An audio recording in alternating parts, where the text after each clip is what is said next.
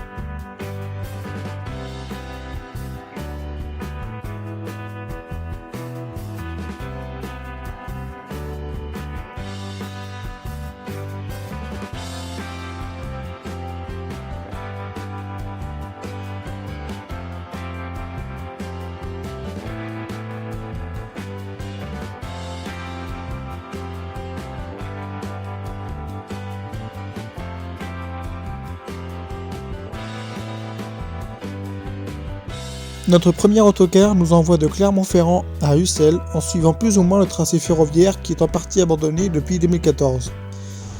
Arrivé à Ussel, cela se complique. La veille, un violent orage a endommagé certaines des installations de la voie comprises entre le Palais et Meymac. Tous les prochains trains sont supprimés, à l'exception de ceux qui prennent la direction de Brive-la-Gaillarde. On apprend cela sur le tas vers 10h du matin. À 13h15, un taxi vient nous chercher afin de nous envoyer à Limoges. Nous arrivons 20 minutes avant le départ d'un train pour Poitiers que nous allons emprunter. Arrivé à Poitiers, je m'aperçois que le dernier autocar à destination de Nantes n'est pas encore parti. C'est mieux que rien, cela me rapproche toujours plus de la Bretagne. Arrivé à Nantes, par chance, une voiture viendra me chercher à la gare pour me ramener en Côte d'Armor. Nous arriverons à destination sur les coups de minuit.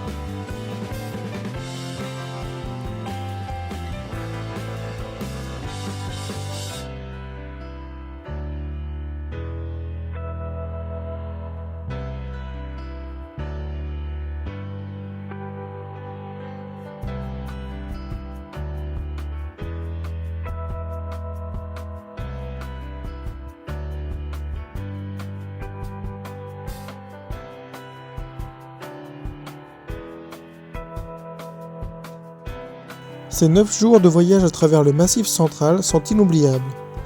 D'une part, ça a été mon premier grand voyage en autonomie, ou plutôt en complète autonomie. En effet, au vu du caractère très particulier de ce voyage, j'ai dû organiser de bout en bout la succession des trains et des logements, ainsi que la surveillance des dépenses. Depuis ce voyage, je suis tombé amoureux de cette formidable région, avec laquelle je m'y suis attaché. À tel point que j'essaie désormais de revenir une fois par an, ne serait-ce que pour quelques jours. Avant de publier la vidéo récapitulative du voyage samedi prochain, n'hésitez surtout pas à me poser des questions ou à suggérer vos idées afin de répondre au mieux à vos attentes lors de cette vidéo. Vous pouvez me joindre par l'intermédiaire de mon adresse email qui est reprise dans la description, ou vous pouvez également me joindre dans la rubrique des commentaires. C'est bientôt la fin de cette saga, j'espère sincèrement qu'elle vous aura plu. Et je vous dis à très bientôt.